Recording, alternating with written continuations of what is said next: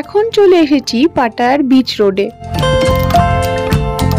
সারিবদ্ধভাবে থাই রেস্টুরেন্ট এবং চাইনিজ রেস্টুরেন্টের মাঝে তোমরা খুঁজে পেতে পারো বিভিন্ন রকমের ইন্ডিয়ান রেস্টুরেন্ট, এমনকি জৈন, পাঞ্জাবি, সাউথ ইন্ডিয়ান ফুডও পাওয়া যাচ্ছিল।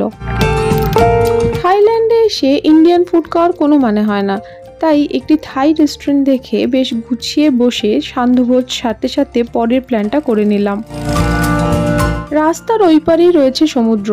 ইচ্ছে হলো রাস্তা পার করে পাটায় রাতে সমুদ্র দেখে আসি, আর যেমন ভাবা তেমন কাজ, চলে গেলাম সমুদ্রের পাড়ে। পরিবেশটা এতটাই সুন্দর ছিল যে চুপচাপ সমুদ্রের পাড়ে এসে বসলেও মন ভালো হয়ে যায়।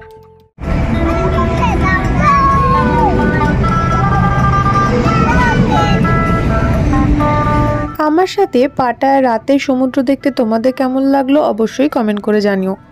ভালো লাগলে ভিডিওটাকে একটা লাইক করে দিও, আর আমার চ্যানেলে নতুন হলে সাবস্ক্রাইব করতে ভুলো না।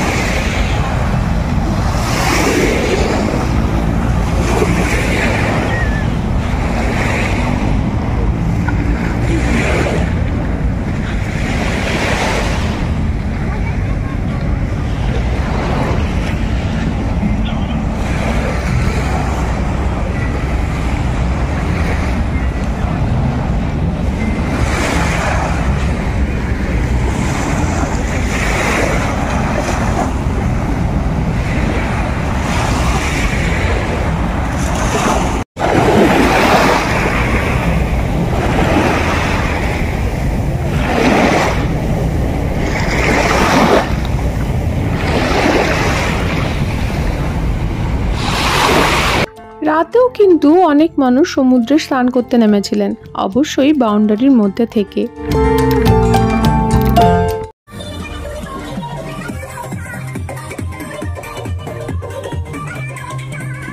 মাসটা ছিল নভেম্বর, তাই ইন্ডিয়াতে পালন করা হচ্ছিল দিওয়ালি। পাটায়া বিচেও কিন্তু ইন্ডিয়ান সং চালিয়ে এবং বিভিন্ন রঙ্গোলি দিয়ে ইন্ডিয়ান দিওয়ালি পালন করা হচ্ছিল। তোমাদের সাথে আবার দেখা হবে পরবর্তী ভিডিওতে। এখন তবে আসি, বাই।